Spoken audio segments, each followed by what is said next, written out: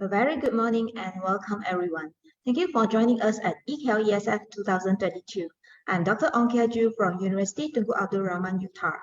Today, Mr. Chokman Song will be presenting a webinar titled A Workout on Your Worldviews. Mr. Song is a qualified neuro-linguistic programming NLP coach, NLP trainer accredited by the NLP Association of Australia, International Coaching Federation ICF coach, certified clinical hypnotherapist with the British Society of Clinical Hypnosis. Just a little housekeeping before we start. If you have any questions, please type them in the chat box. We will bring them up during the Q&A session at the end of this webinar. Dear participants, please sign your attendance in the link posted in the chat box. Without further delay, let us turn the time over to Mr. Song. Over to you, Mr. Song. Dr. Ong, thank you so much for the introduction. And what I'll do is I will start off with the screen share so that everyone can see the slides. But the main thing is really not to sort of focus on the slide, but to focus really on what I'm going to share with you in terms of the content. And this morning's talk is about, or is entitled A Workout on Your Worldviews. Now, your worldviews, which is how you see the world as an individual, is something that dictates, or in some way dictates how you react or respond to situations, how you interact with people, and how you self-organize yourself. All of us, me included, everyone in this world really have our own perception of things. And that perception determines our behavior, our beliefs, our thought process. So this hour is really for me to share how your beliefs, your behaviors, and your worldviews in general were or are formed, and with this self-awareness, one can then change those beliefs, those behaviors to be more positive, but a more positive behavior as well. So everyone has beliefs. I'm going to say something contentious. Everyone also have limiting beliefs that does not serve you well, those beliefs that hold you back. Example, if you believe snakes are dangerous, you may have, because of some experience that you had previously, you may not want to go out into the woods or into the jungle because you believe snakes are dangerous and potentially can kill you. Now, it is important to know that snakes are dangerous, but it is the interpretation of that view that is so dangerous that you would not dare to move out into the garden or into the jungle. That, to me, is a limiting belief. The other one is everyone is out to cheat me. A lot of times many of us have this belief because they have been cheated before.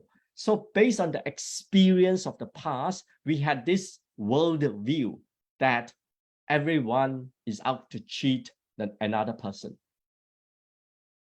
So with these beliefs, we then behave in a certain way. Snakes bite, stay indoor, don't walk into the garden or go into the park. And when you have everyone is out to cheat me, you will say you never trust anybody. You can never form relationship with anyone because you have this view that everyone cheats me. So that's a couple of examples. And I'm going to talk about how these views are formed, and as a result, how you can overcome these negative beliefs.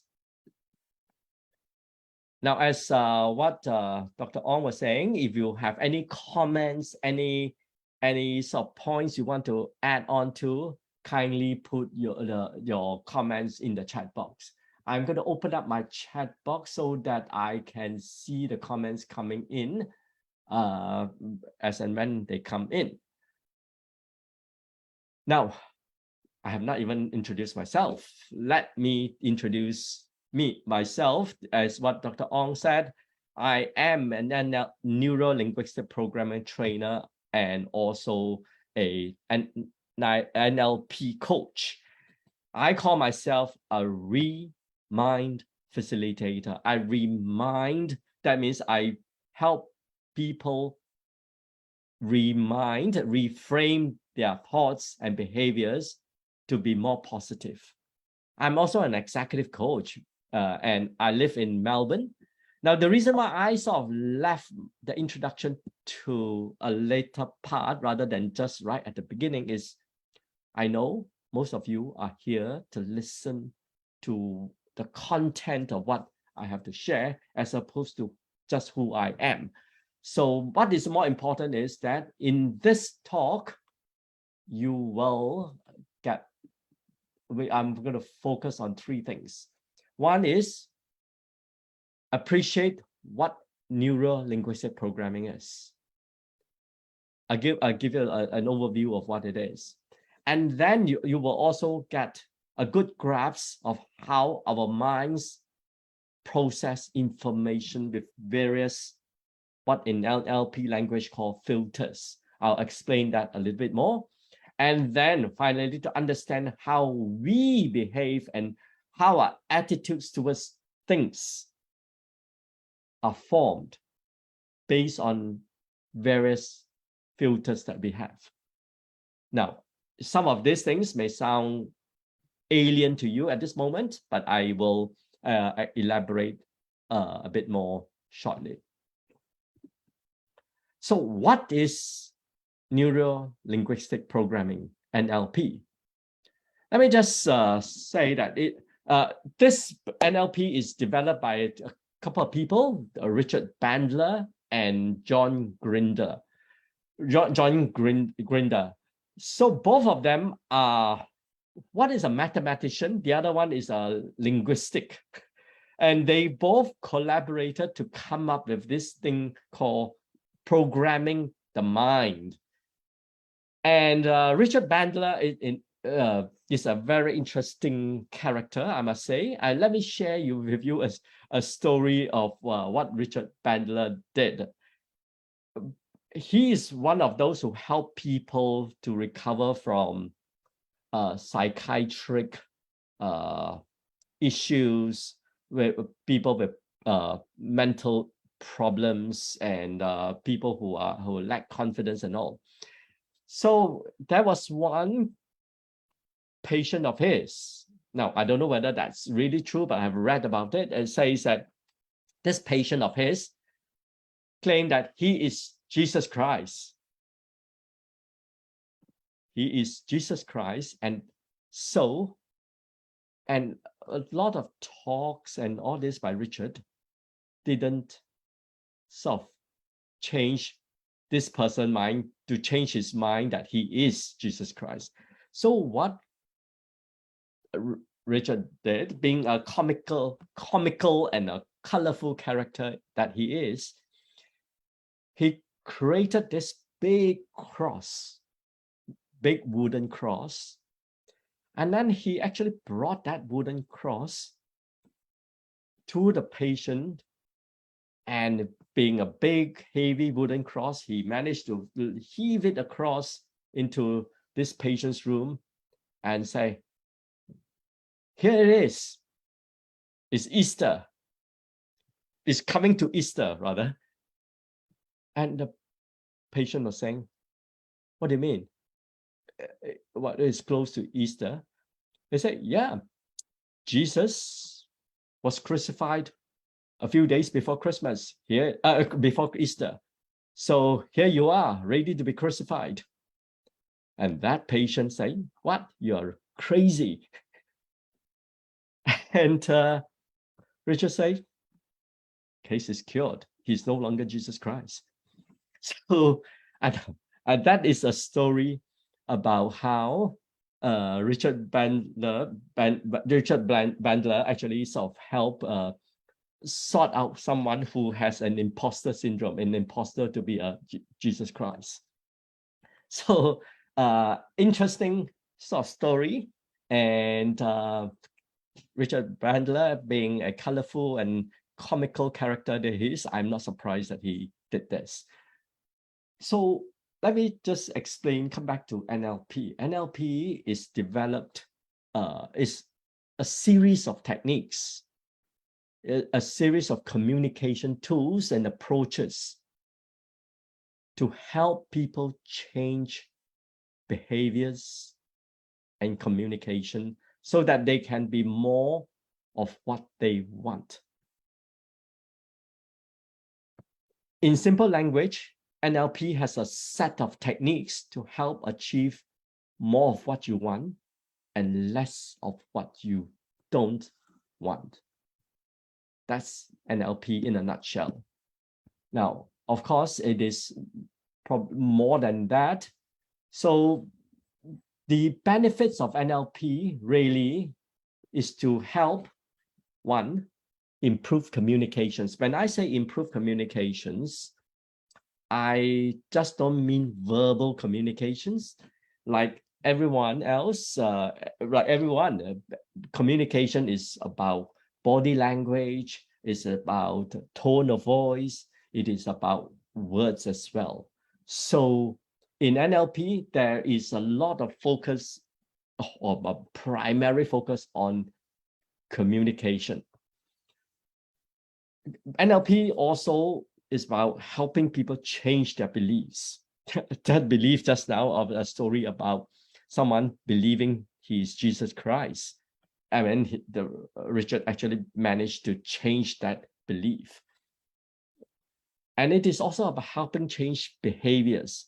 I mean, a common example is people with behaviors like confidence issue, with speaking in public, behaviors like certain phobias. When you see something, people are phobic about certain things like fur, like cats, like dogs, spiders. These are very common change of beliefs that NLP help people with. And one of the big things about NLP is modeling excellence. Let me just explain what modeling excellence is. Modeling excellence is about modeling someone else who has done it, and so you model their behavior and more so that you become that person. If you want to, now that this World Cup, model Messi in playing football, or you want to model one of the football coaches to how they lead teams, then you can look at all the intricacies of that particular individual, what they say, how they behave, how they interact with people. All this is looking at modeling the excellence of the people who are good at what they do. I mean, actually, a lot of phobias, for instance, is based on a model of what you learned in the past. Say if I mentioned about model phobia for spiders, or maybe phobia for cats. If you have a phobia for cats, you see a cat, your immediate reaction is, oh, I see a cat and it is going to, I feel like I want to sneeze. And when I want to sneeze, I will next feel like I have goosebumps seeing those cats. And then I will want to run away from that cat. So you have, as every individual has a set process in terms of seeing something and then working through that process of what it is. Some people without phobia of cats will say, I see a cat, I see a nice furry animal which I want to pet, and I can feel that smooth furry fur of that cat instead of wanting to run.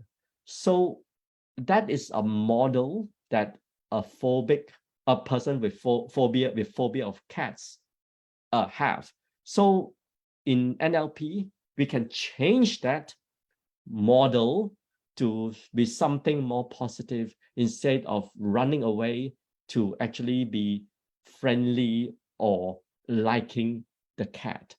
So in NLP, a lot of the work is actually helping people with phobias, with animals, with people, phobia with people, and phobia with certain type of food. So that's the benefits of NLP. Now I'm going to sort of move on. So how are your worldviews formed?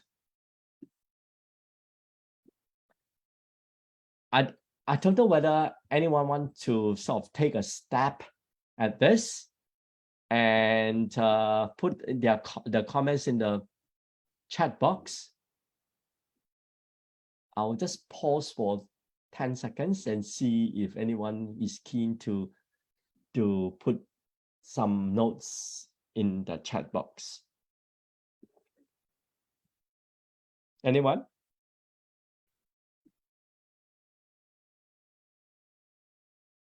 No? Through reading. Very good. Yes. A couple more.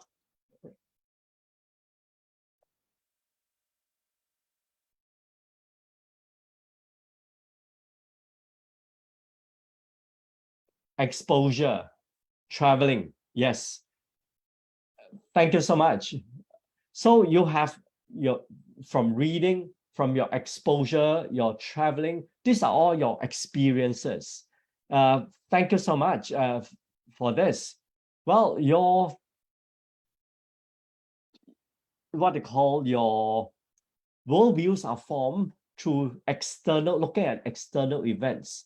When you look at an external event, you have, of course, sights, what you see, and the traveling and your exposure to certain things that will sort of help you look at. See, if you have traveled to Antarctica, you have visually seen what ice, not even snow, ice throughout the land, and then that will eventually form a view of what you interpret as this cold, barren, and environment. So, and then of course your external sort of events also comes with sounds, external feelings. Then of course you have smell and taste. If I sight, just now as I was saying, if you see a snake, you probably have immediately an interpretation. If you see, maybe I don't know whether it's appropriate, see a beautiful girl, you would immediately have a view. If you see your mother-in-law, you probably have another view. If you watch a football match and which you support a particular team, you have also a view. So all these sites is something that you try to internalize. Then of course the sounds, like I mentioned, mosquito buzzing away, or when you hear your boss's voice, or when you hear thunder. And then of the kinesthetics is really about what you feel externally. Is it a soft teddy bear? You feel soft sand at the beach, or like from smell you may smell of chao kueh tiao, or baking a cake baking away, or cookies being baked. And then of course, taste, you would also have things like lemon. Now, like especially smell and taste, they can be real or imagined. You can actually imagine the smell of a cake or a chao gui tiao, or you can imagine a taste of lemon, of bitter gourd. So these things are all our external sensories from the events that we actually experience. When you look at a particular event, we have all these things in place, or most of these things in place. Maybe the smell and the taste sometimes may not. And when you're traveling to Europe, you may have the sights, the sounds, your feeling about the history, your smell of croissant, and then the taste of coffee. I don't know what that is, but each event you have these things. And then when you have this external event, you then, based on what language you know, your past memories, your decisions, your meta programs, values, and your beliefs, all these are what they call filters. These filters then make you have an internal representation. I was saying, when you look at a snake, your past memories tell you that, oh, I had been bitten by a snake.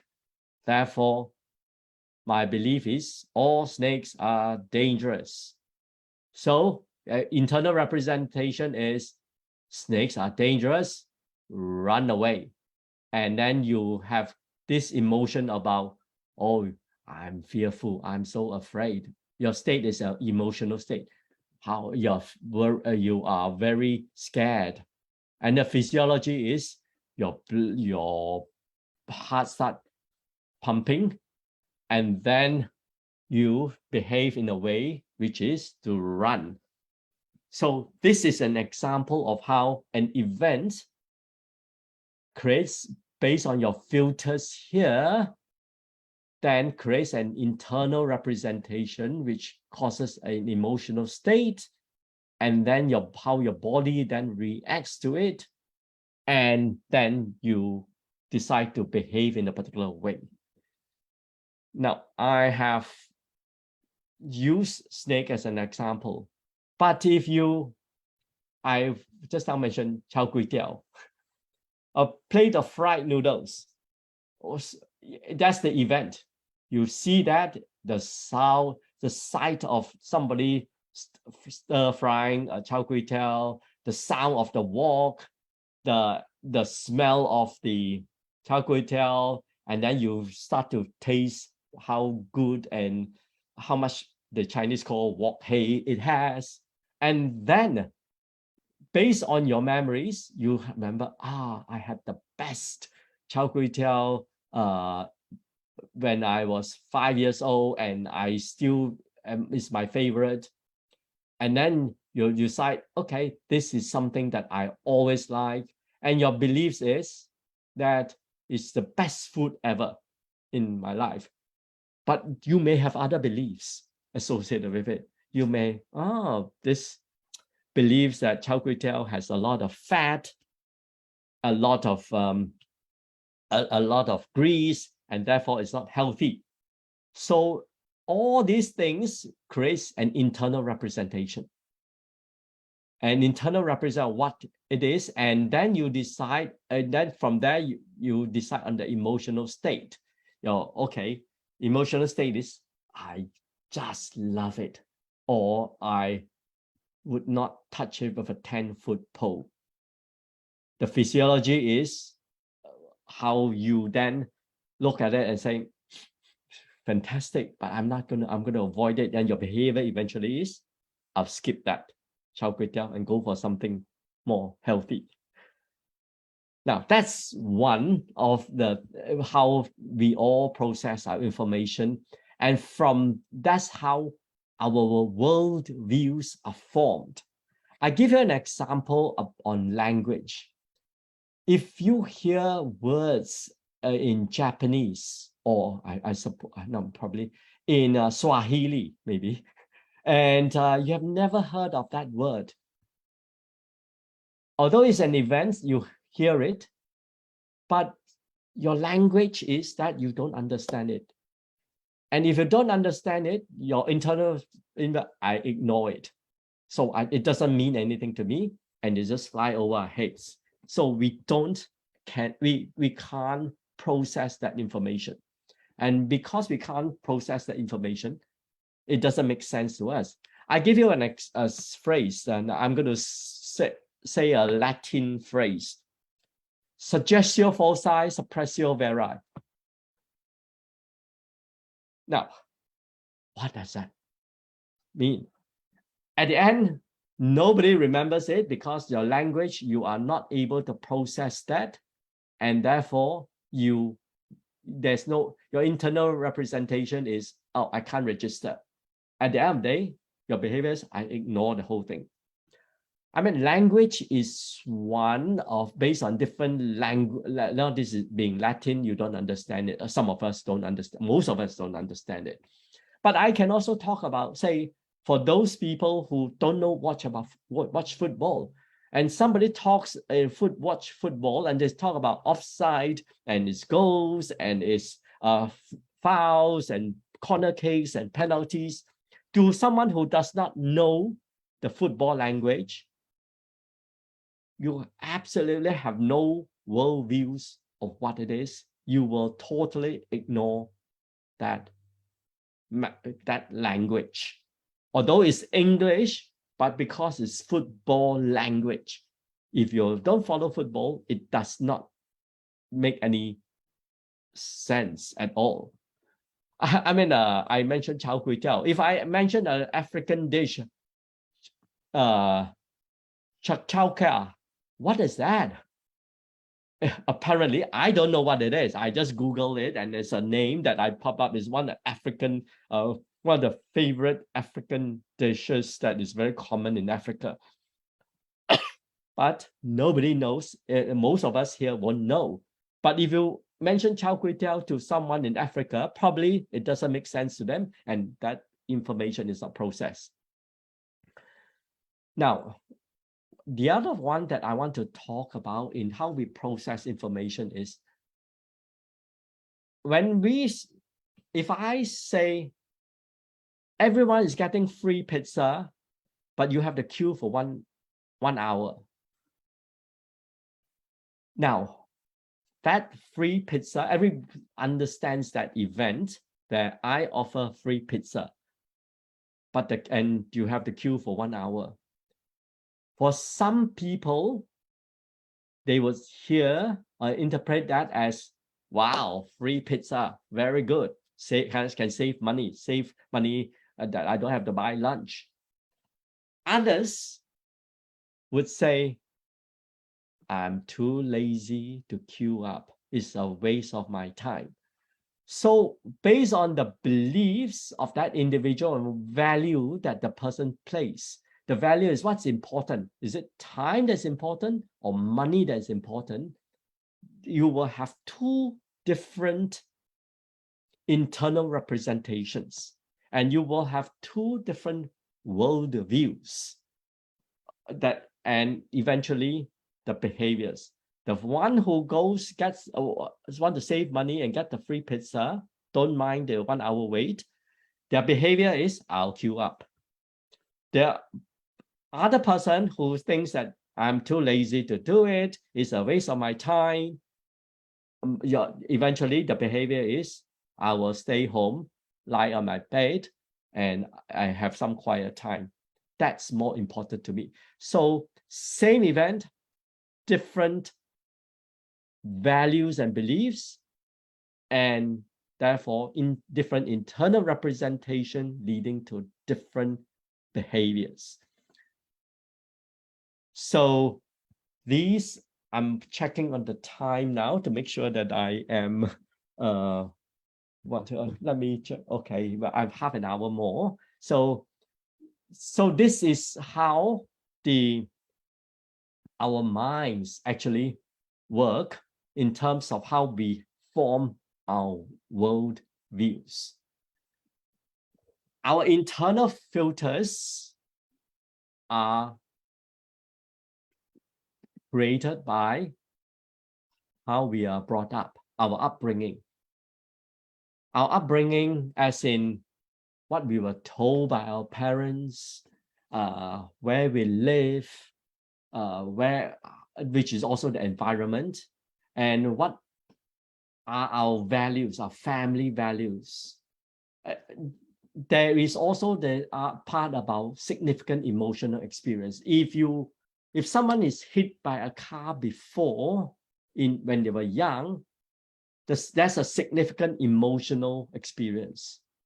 So that significant emotion will affect eventually their view about crossing roads and how dangerous it is crossing roads.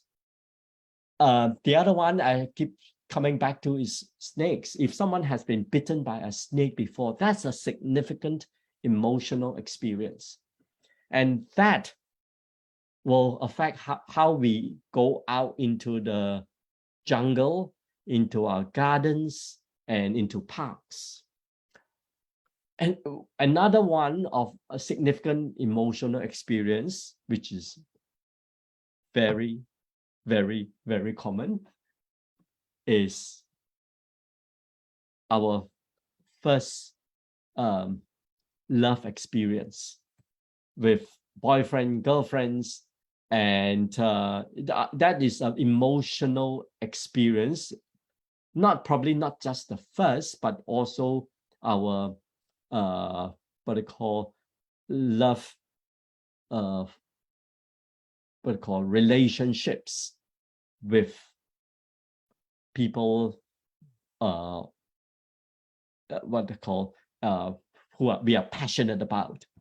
So when say we have poor emotional experience in the past with those are very, very significant, and that has an impact on how we in future form relationships with people.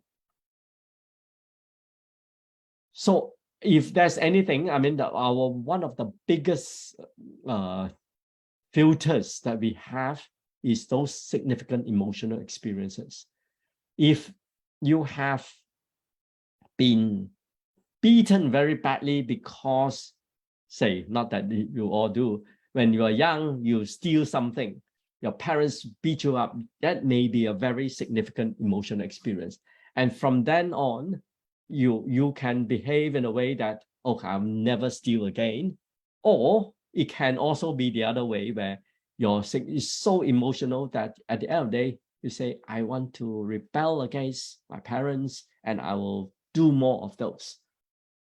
So those are things that we all need to be very, very mindful of when we sort of deal with people, or when we are in coaching, help people with these significant emotional experiences.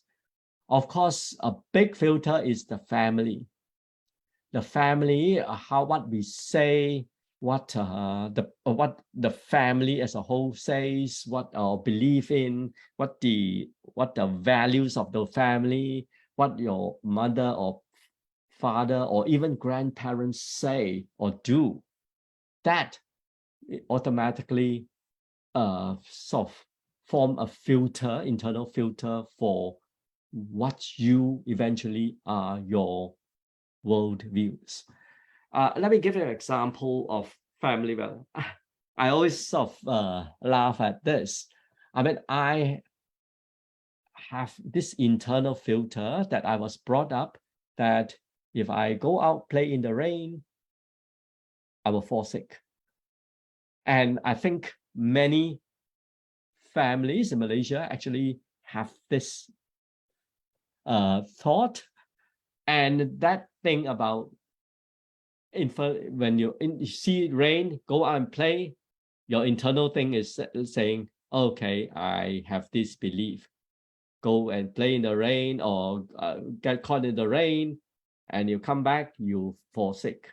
And then your physiology will change accordingly. And therefore, now people here, you can question me and debate over this. I am open to it, but this is something that I use quite often as an example of how our belief system form how we actually behave and how it affects us through life. So then you have schools which are what they call, where you interact with friends. You have what the teacher says, and that goes back to things that you read in school. Those things, and somebody actually just talked about through reading. So what you read in school, what does your classmates say to you in school? What do they, whether they laugh at what you do, and they think how they view you, whether view you as funny, a loner, idiotic, or whatever thoughts they have or names they have for you, and that forms your internal filter. I mean, sometimes, when I do coaching, I feel a lot of people actually have this confidence issue about speaking in public because of the views that they formed when they were in school, because they were laughed at when they were reading aloud in class. For instance, when they are standing up in class, when you read the book, everybody laughs at you, and then you feel so small at that time. And from then on, you feel like you are lousy in standing up to present. And that's when those internal filters tell you, haha, you are a lousy speaker, a lousy presenter.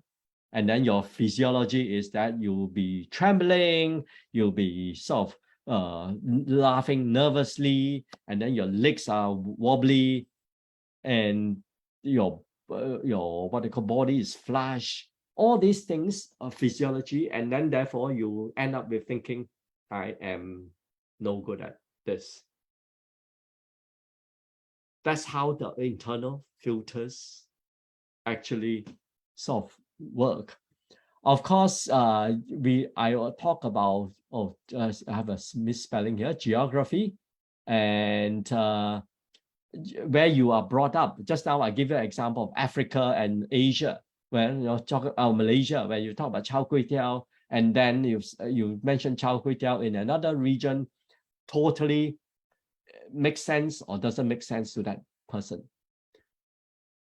And obviously your economics, your religion and media all sort of comes in to play a part in this, because media is what you read, religion is what you believe in, what you were told to believe in, and economics is where you actually where you are brought up, whether you are brought up in a family like Bill Gates, or you are brought up in a family in a small village where you have a more humble beginnings.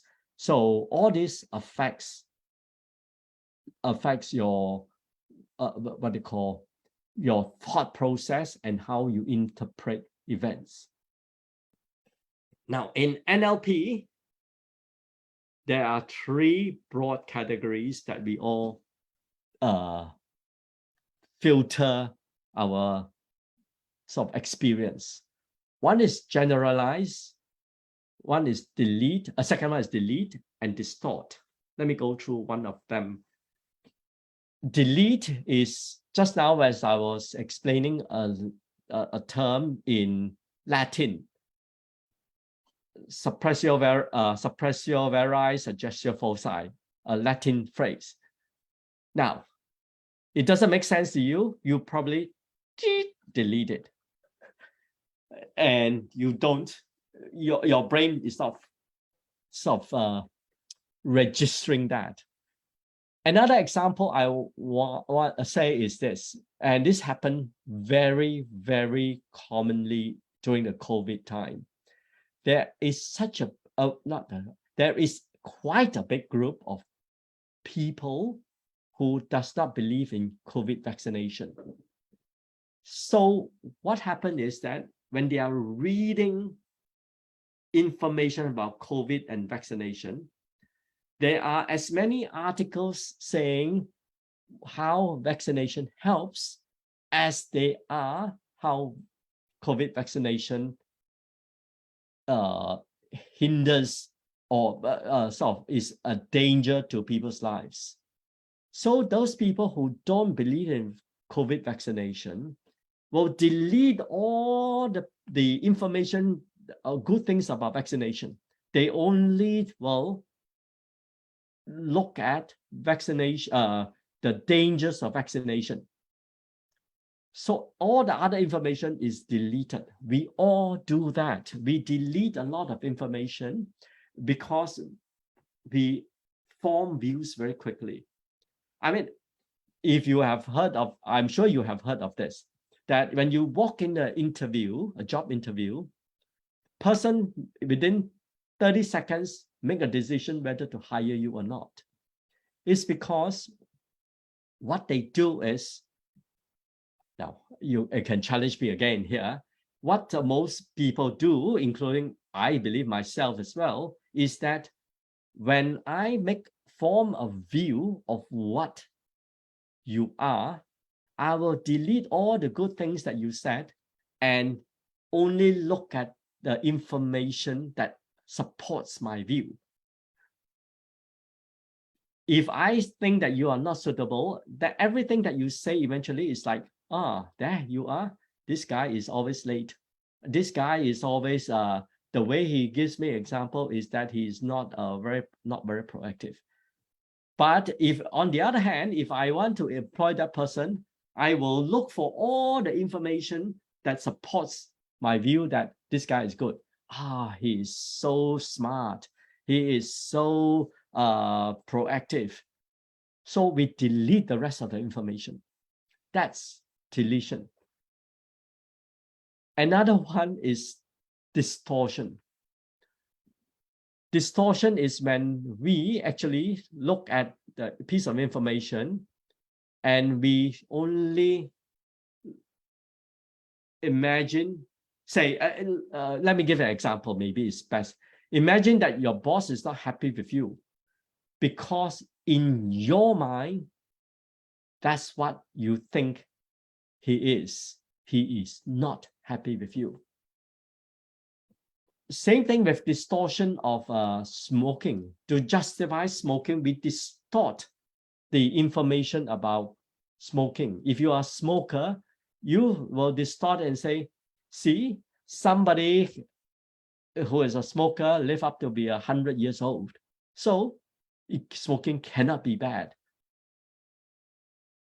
Another example is like running causes knee problems. Because I have read that without really understanding how long the person has been running, how vigorous the running is, the running is therefore creates knee problem, and therefore I won't run. So that is a distortion of facts, or distortion of the information.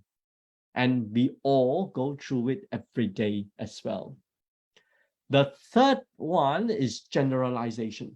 I am mindful of the time. I have another 15 minutes, and I know I will end in probably 7 minutes, where then I will take 5 minutes of question and then 2 minutes back to the host, to the MC. So the generalization, there is this generalization, walking in the rain will make you sick. Generalization, I can't start my day without coffee. Generalization, all politicians are corrupt. Generalization, all mothers-in-laws are cruel, evil. Generalization, money is but money is the cause of all evils. I'm nearly lost that phrase. So we generalize things. Now, all these things, generalization, deletion, and distortion, is to make our lives simpler, because we pick up so much information every day. Right now, while you are listening to me, watching me on this video, you can sense the computer screen, you can look at the cables around the computer screen or your phone, you can see the room that you are in, wherever you are in, you can see the carpet, you can smell the coffee, or if you have coffee. All these are happening, but you generalize, delete, and distort all this information so that your brain can process a few bits of information at the same one time. So therefore, it is important that we generalize, delete, and distort. But my message here is that while our brains do this, you need to be aware that you are generalizing, you are deleting information, you are distorting information each time. And that if there are certain deletions and distortions or generalization that does not work for you in a positive manner, think of how to overcome that. That's the message that I am not just sharing with the concept, but to create that awareness for you, to know that you and everyone else delete, distort, and generalize.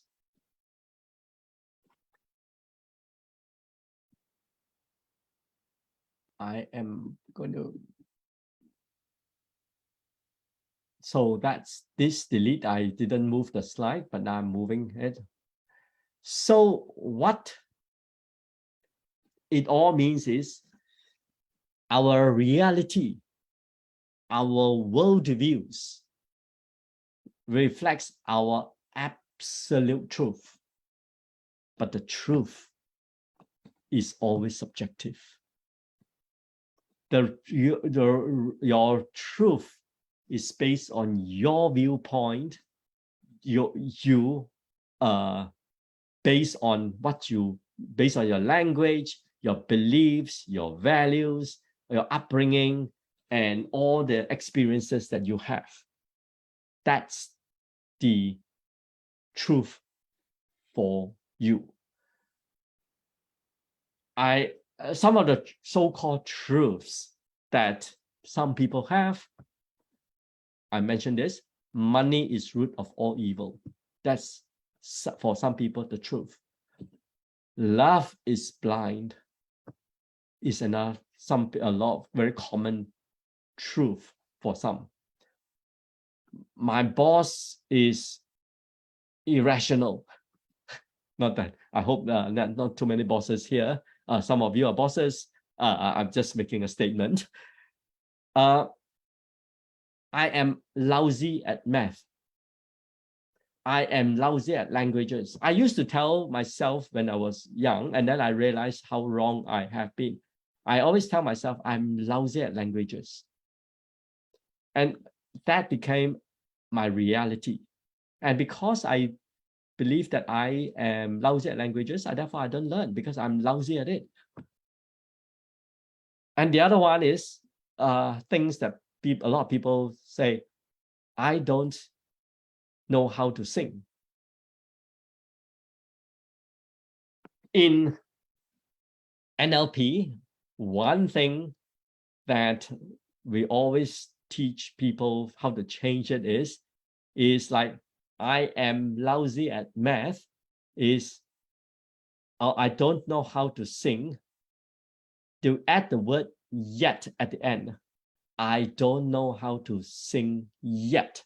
That yet means that you will eventually learn. You don't have this yet, but it is not that you cannot learn it. So if I am lousy at math, I am not good at math now, or I'm not good at math yet.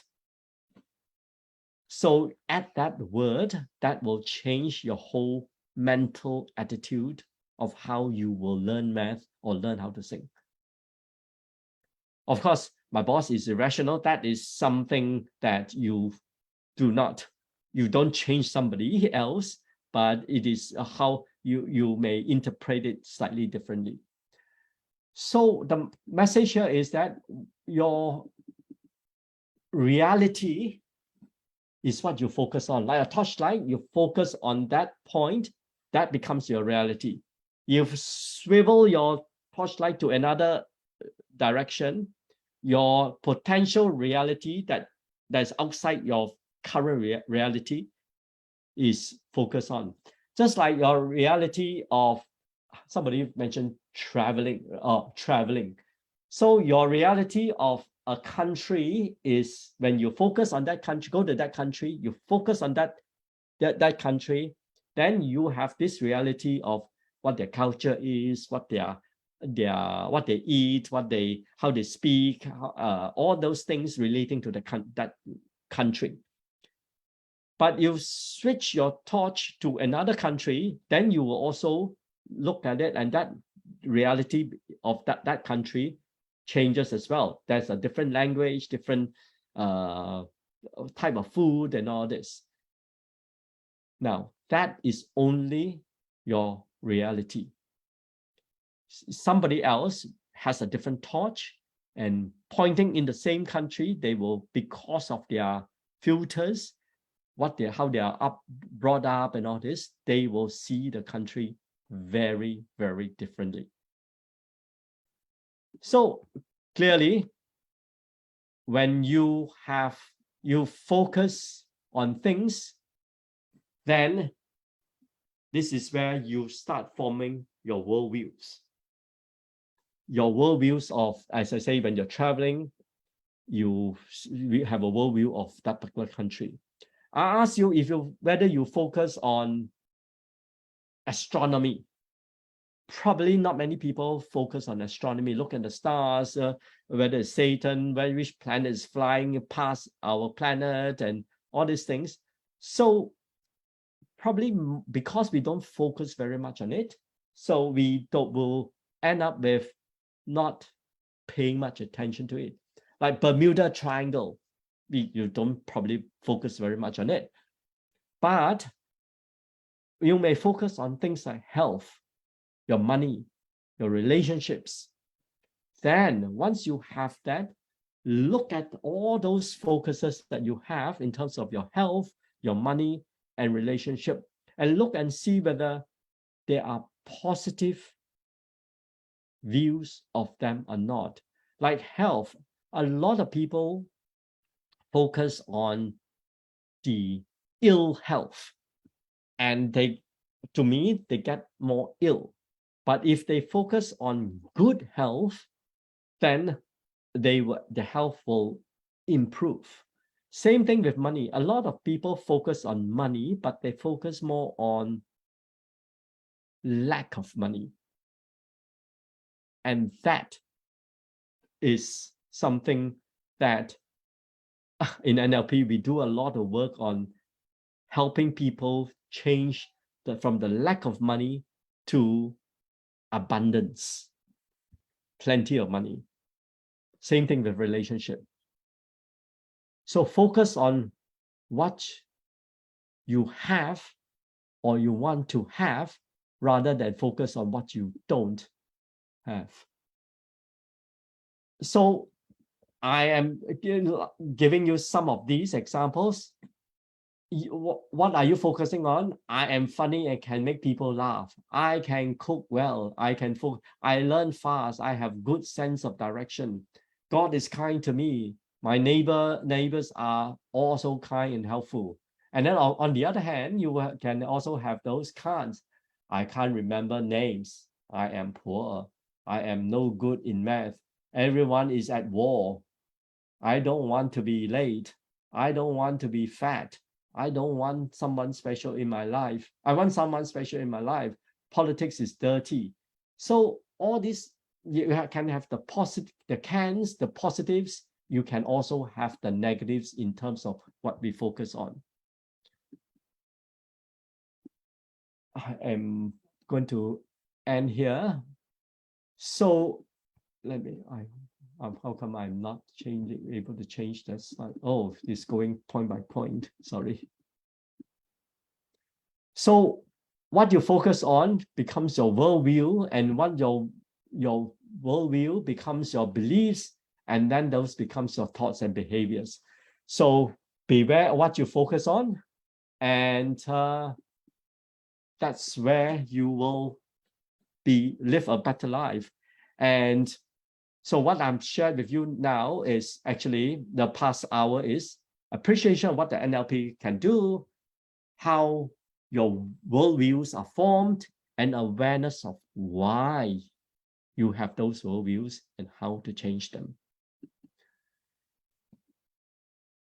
I know I'm running out of time, and so I have this session. I'm Sheza, I think you're going to share the deck with everyone. I have this deck with a little bit more wordings in there that I will be that Sheza will put on the website on the chat box, and you can download that.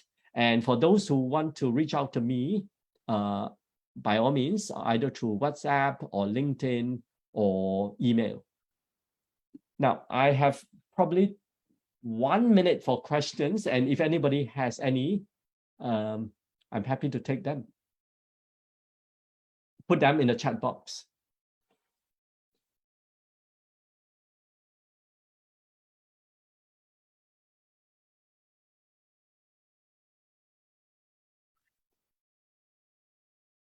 No questions?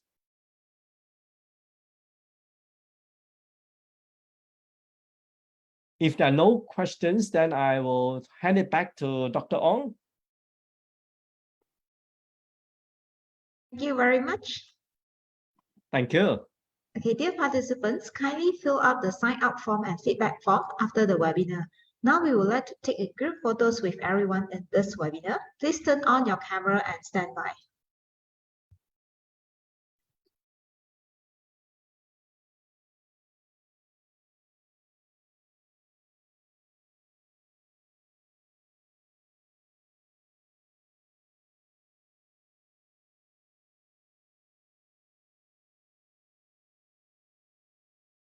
Okay, everyone ready? 3, 2, 1, smile. Okay, let's take another freestyle. Ready? 3, 2, 1, smile.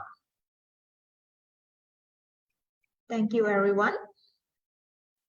Mr. Song, is there anything that you would like to cover before we wrap up?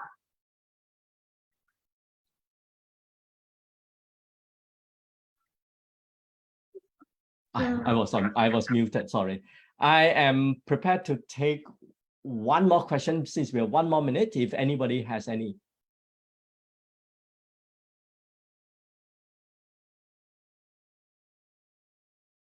It sounds like we don't have any, so I really don't have anything else to add.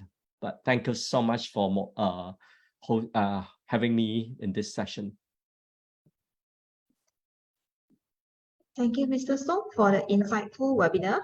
Dear participants, please join us for webinar titled High Supersonic Flight, How the Engineers Did It at 10:30 a.m. today.